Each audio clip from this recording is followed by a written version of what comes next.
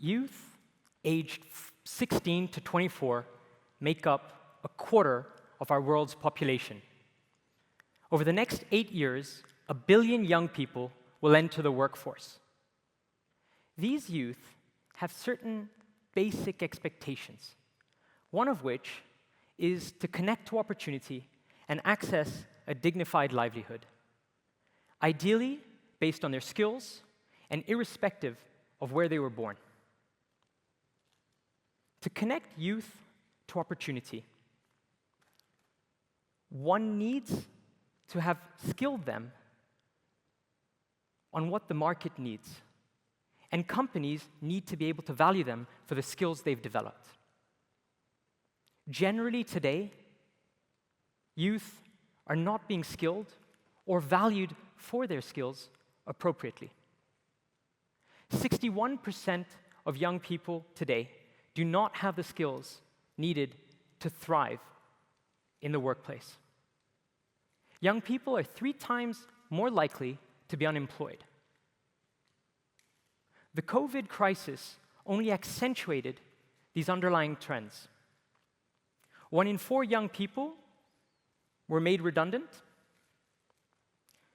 Last in, first out, adding to the stress and the anxiety of an already incredibly difficult situation.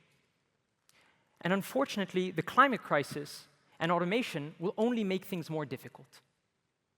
As is often the case, the most vulnerable suffer the most.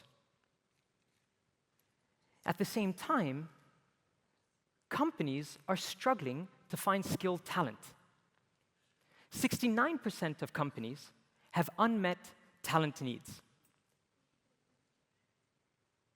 And if they remain unfulfilled, in 2030, it will represent $8.5 trillion in unrealized annual revenue.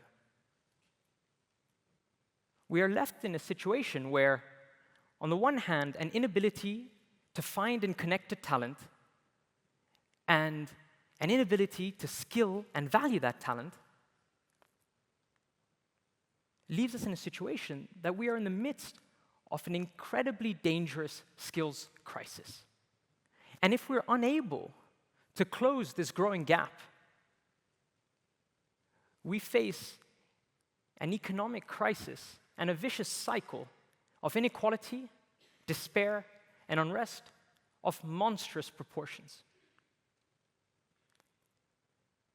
If I'm with you on this stage today, it is only because of the opportunities and the experiences I had growing up. I was born in Switzerland. My parents worked in the humanitarian sector, and that gave me a lot of exposure. My father worked to serve refugees, and as children, we would go with him to visit refugee camps over the summers. And on one such trip, we gave out candy to another child who looked not too dissimilar to me, had definitely not achieved anything less than I had as a fellow 10-year-old. And yet, if we think of the probability of 10, 15, 20 years down the line of the two of us ending up with the same job, or perhaps sharing the stage, it's probably close to none. These experiences left a very strong impression on our lives.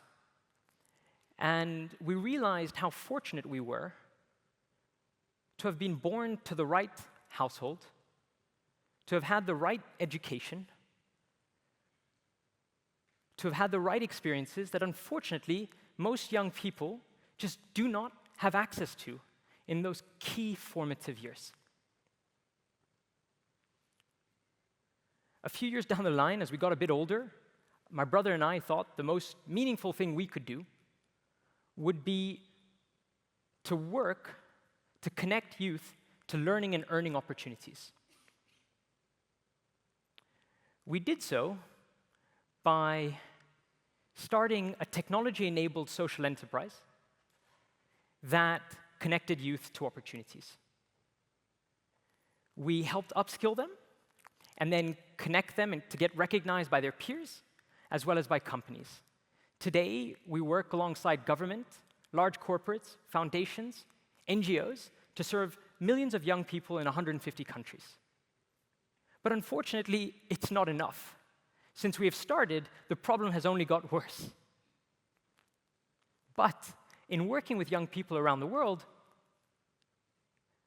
we took away a couple of steps that could help level the playing field for youth globally.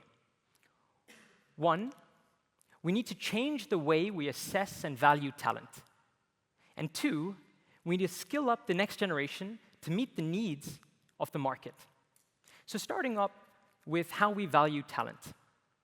Traditionally, there are 4 ways to value talent, or 4 criteria to value talent. The first, work experience. The second, education. Third, who you know. And fourth, location. Most young people don't have much relevant work experience. It's a classic catch-22. 3 years of work experience required for your first work experience. Most young people don't have access to high-quality, degreed higher education. And the chances are, if your parents aren't connected, you aren't either. Finally, most young people live very far away from opportunity. 80% of youth live in the global south, 90% in developing countries. For every 11 African youth entering the labor market today, there are only 3 new jobs being created. We need to change the way we value and assess talent. The pandemic was devastating. But what it did do was create a system shock that showed us that we can change the way we do things. Almost overnight, governments and companies changed the way they'd been working for decades. Remote work was all of a sudden fine. It didn't matter if you came from country X or city Y to be deemed a valuable asset. And at approximately the same time, companies started to look at talent and value them based on skills, looking at future potential rather than past history. We need to build on this momentum.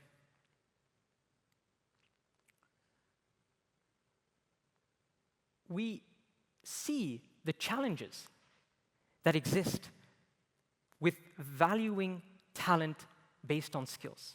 It is an imperfect system, but it is an inclusive one. It would allow us to unleash talent that we desperately need and have for so long neglected.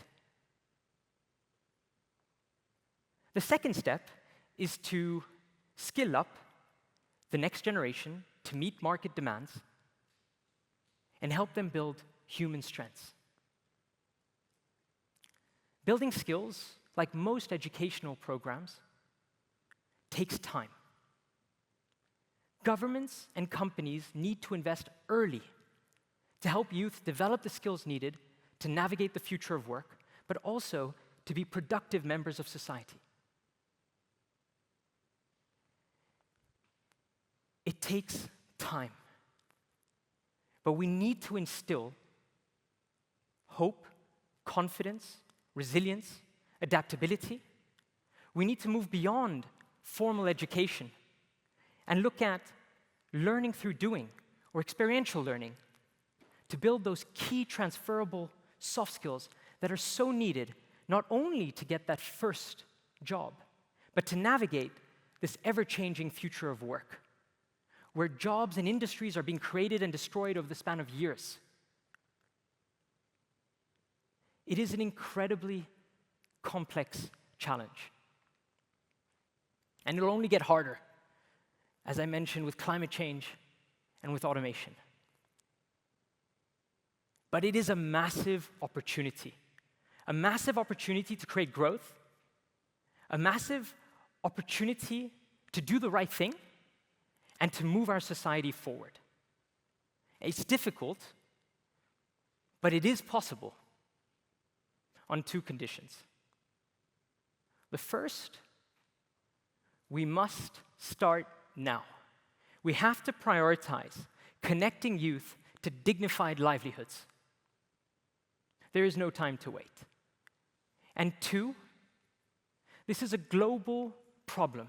And much like climate change, and much like the pandemic, it requires a unified, collaborative approach. There is no one organization that can solve for this on its own. We need changes in policy. We need capital. We need public-private youth partnerships. We need to work alongside youth to get to the solution faster. And critically, we need our most committed minds to find and implement solutions. We need to make the future of work for everyone. Thank you.